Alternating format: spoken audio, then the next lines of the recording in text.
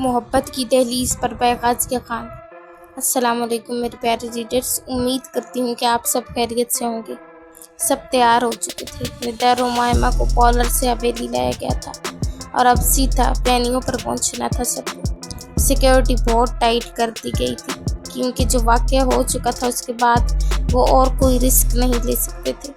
निदा और उमायमा के सेम वलीमे के ड्रेसेस थे और दोनों ने साइड लुक बालों का एक जैसा ही बनवाया था।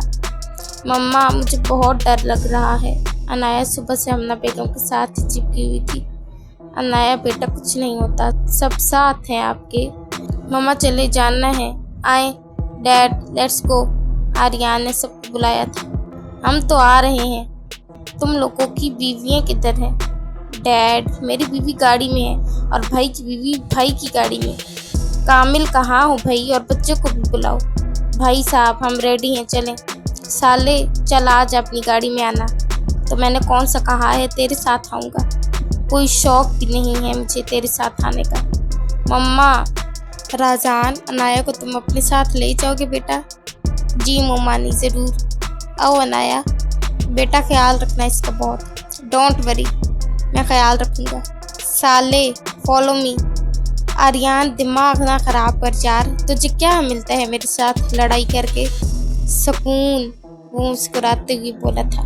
राजान ने आईब्रोज का कर उसे देखा था। चलो आओ अनाया, वैसे भी पागलों से क्या बहस करनी, सुनते कहाँ है वो किसी की। व्हाट? राजान के बच्चे, तूने मुझे पागल बोला? आर्यन गाड़ी में बैठ चल। भाई उसने मुझे पागल बोला है। हाँ तो ठीक ही बोला है, अब तू प्रूफ करेगा? हाँ बेटा अब दे जवाब, बोल कि तू ही पागल है। अहमद वाले खंजते हुए बोले थे। हाँ मैं ही पागल हूँ जो आप सबके मुंह लगता हूँ। हाँ जी, हैंड्स प्रूव मेरे बेटे कि तू वाकई में पागल है। डैड अच्छा चल। सब गाड़ियाँ निकल चुकी थी। अनाया कैसी तबीयत है अब? पलवशा और अनाया दोनों राजान की गाड़ी में थी। अनाया राजान के साथ आगे और पलवशा पीछे बैठी थी। ठीक। वैसे भाई आप कब शादी करेंगी? पलवशा ने शरारतन पूछा था। तुम्हारा अब दिल कर रहा है ना मुझे तंग करने का? देखिए भाई, भाभी आ गई तो कितना मज़ा आएगा। जी तुम्हारी भाभी मिले भी तब ना। अच्छा छोड़ें, ये बताएं मैं और अनाया कैसी लग रही हैं? अनाया ने ब्लैक लॉन्ग नेट का फ्रॉक पहना था और बाल एक साइड पर रोल किए हुए थे। आंखों में काजल और परवशा ने पीच कलर की फ्रॉक पहनी थी। बाल स्ट्रेट किए हुए थे और लाइट सा मेकअप। राजान ने अपने साथ बैठी अनाया को देखा था जो नहायत ही प्यारी लग रही थी। फिर परवशा को। उसने गाड़ी चलाते हुए पॉकेट से 5000 वाले नोट निकाले थे और दोनों से वार कर फेंके थे। भाई हम इतने प्यारे लग रहे हैं, पलवशा ने मुस्कुराते हुए कहा था, जिसके जवाब पर राजान मुस्कुरा दिया था। वो लोग वेन्यू पर पहुंचे थे जिसका सेटअप बहुत ही शानदार किया गया था और एंट्री भी इनकी शानदार थी। हॉल के बाहर तो थे ही गार्ड्स, लेकिन हॉल के अंदर की भी सिक्योरिटी टाइट थी। दोनों दुल्हनों को स्टेज पर बिठाया गया था। अस्सलाम वालेकुम राजान, कैसे हैं? नताशा ने मुस्कुराते हुए पूछा था। वो तो इंतज़ार ही राजान का कर रही थी। वालेकुम सलाम, अल्हम्दुलिल्लाह, अल्लाह का शुक्र है। राजान ने स्टेज की तरफ देखते हुए कहा था। अनाया आप ठीक हो? अनाया जो घबरा कर इधर उधर देख रही थी और राजान को कोट के बाजू से पकड़ा हुआ था। राजान ने उससे पूछा था। जी भाई आपने कुछ बोला? मैं पूछ रहा हूँ आप ठीक हो? आओ हम बैठते हैं। अनाया मेरे साथ आ जाओ, मैं ले जाती हूँ। नताशा मुस्कुराते हुए बोली थी। नो थैंक्स मिस, मैं ले जाऊँगा। राजान भाई, ये वो ही लड़की है जो आपसे शादी करना चाहती है? अनाया ने उसे देखते हुए कहा था। चुड़ैल, फारिस के बच्चे, तुम खुद होगी जिन। कभी इतना हैंडसम जिन भी देखा है तुमने? नहीं कभी नहीं, क्योंकि जिन भी तुमसे ज़्यादा प्यारे होते हैं और तुम जो हो ना परी। हाँ हूँ ना, मेरे भाई कहते हैं कि मैं परी हूँ। हाँ पता है क्यों कहते हैं? क्यों? क्योंकि राजान भाई की आंखों में मोतिया उतर आया है। तुम ना मेरे भाई के बारे में कुछ मत बोलना, गलत दबा दूंगी मैं तुम्हारा। इतनी सी तो तुम हो और बड़ी आई मेरा गलत दबाने वाली, मैं तुम्हारा मुंह तोड़ दूंगी। तो मैंने कौन सा चूड़ियाँ पहन रखी हैं?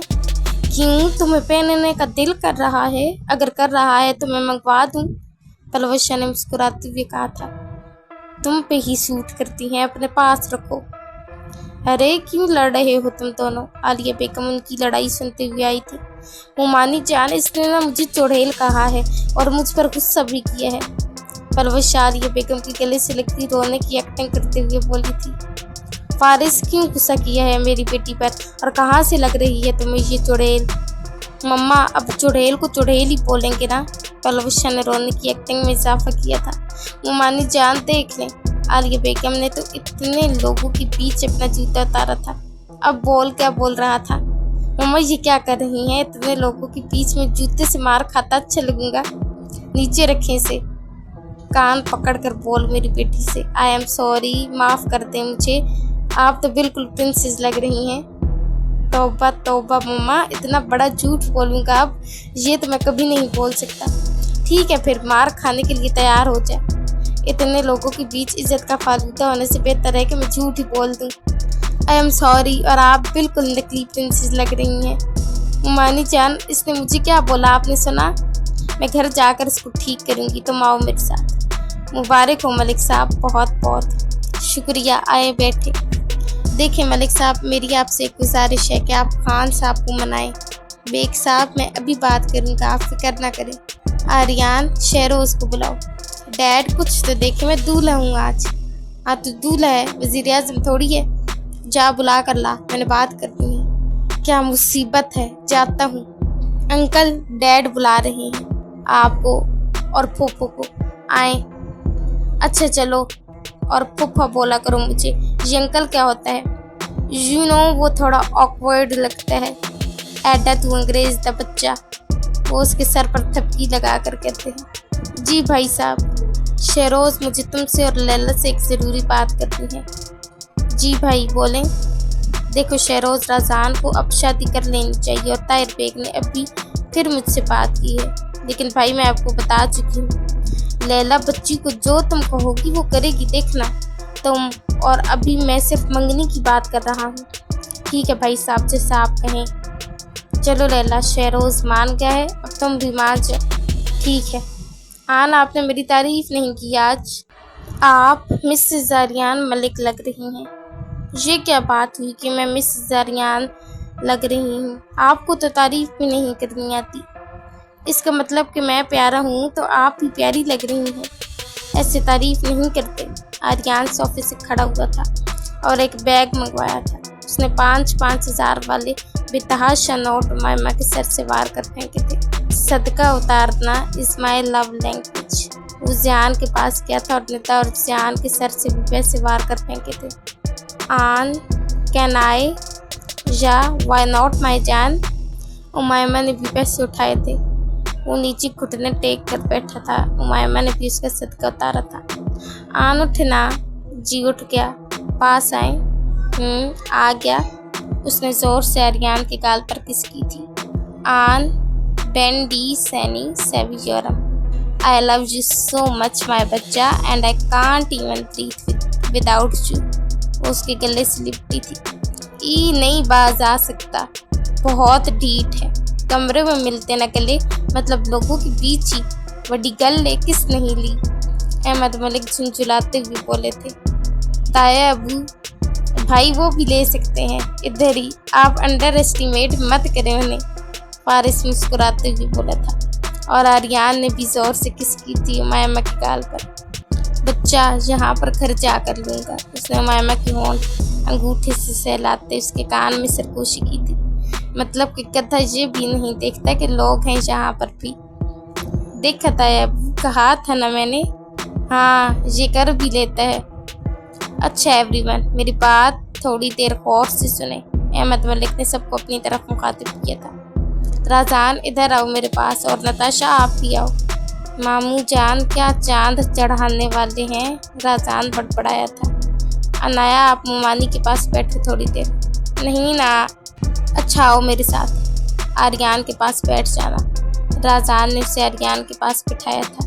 मामू जान, मुझे क्यों ये लग रहा है कि मैं कुर्बानी का बकरा बनने वाला हूँ। उसने अहमद मलिक के कान के पास सरगोशी की थी। कोई बात नहीं भांजे, तुझे एक ना एक दिन तो बनना ही है ना, तो आज ही बन जा। अगर कुछ गलत बोला ना आपने, मैं कभी बात नहीं करूँगा आपसे। तो मैं ये कहना चाहता हूँ आप सबसे कि मैं अपने भांजे राजान खान की नताशा बेग ताहिर बेग की बेटी के साथ मंगनी का ऐलान करता हूँ।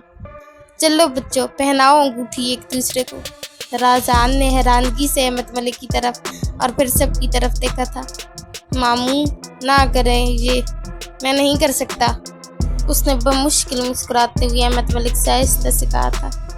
राजान, मैंने कहा है अंगूठी पहनाओ। बच्ची ने हाथ आगे कर रखा है। ये तो है ही शौकी, ना करे, मैं इससे बात भी नहीं कर सकता और आप मेरी शादी करवाना चाहते हैं इससे। पहनाओ, मैंने कहा है। राजान ने बेदिली से उसे अंगूठी पहनाई थी और फिर नताशा ने। वो अंगूठी पहनाने के बाद राजान के गले लगकर मिली थी और हमारा बेचारा राजान हैरानगी से उसे देख रहा था। मिस नताशा, मंगनी हुई है हमारी, निकाह नहीं, तो प्लीज़ फासला रखें। ओके, वो मैं एक्साइटमेंट में गले लग गई थी। आई लव यू सो मच राजान। मेरा बेचारा बच्चा कैसे ज़िंदगी गुजारेगा इसके साथ, लैला बेगम अफसोस से बोली थी। कोई नहीं, ये भी तेज़ है, गुजार लेगा, शेरोज साहब मुस्कुराते ही बोले थे। आप सबने अच्छा नहीं किया मेरे बच्चे के साथ, शुक्र करो ये भी मिल गई है, और कितनी अच्छी बच्ची है। हाँ जी, अच्छी तो है। मुबारक हो साले साहब, अपने पास रख, तेरे बाप ने बल्ली का बकरा बनाया है मुझे। साले, शादी नहीं करेगा तो मेरे बच्चे को गाल पकड़कर कूची कूची करेगा, और बूढ़ा होकर तुझसे कौन शादी करेगा, मैं कर लेता खुद ही। राजान भाई, मुबारक हो। अनाया ने भी मुस्कुराते हुए उसे मुबारक दी थी। एपिसोड अच्छी लगी तो रिव्यू देना मत भूलिएगा। दुआओं में याद रखें, खुश रहें और हंसते मुस्कुराते रहें। अल्लाह हाफिज़।